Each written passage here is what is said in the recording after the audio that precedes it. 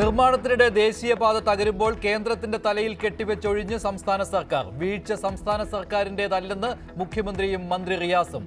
കൂരിയാട് ദേശീയപാത ഇടിഞ്ഞപ്പോൾ കാർ യാത്രക്കാർ രക്ഷപ്പെട്ടത് അത്ഭുതകരമായി.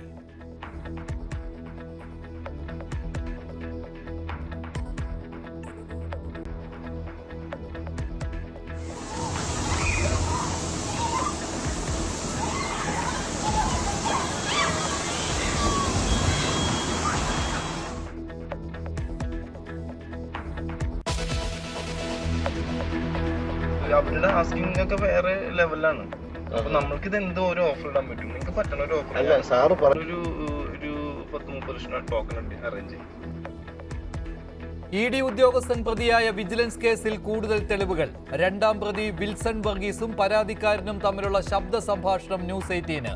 30 ലക്ഷം അഡ്വാൻസ് നൽകിയാൽ കേസ് ഒതുക്കി തീർക്കാമെന്ന് വിൽസൺ. പ്രതികൾക്ക് ജാമ്യം കിട്ടിയത് തിരിച്ചടിയല്ലെന്ന് വിജിലൻസ് SP. മുൻകൂർ ജാമ്യം തേടി ED. Assistant director Shekhar Kumar ഹൈക്കോടതിയിൽ.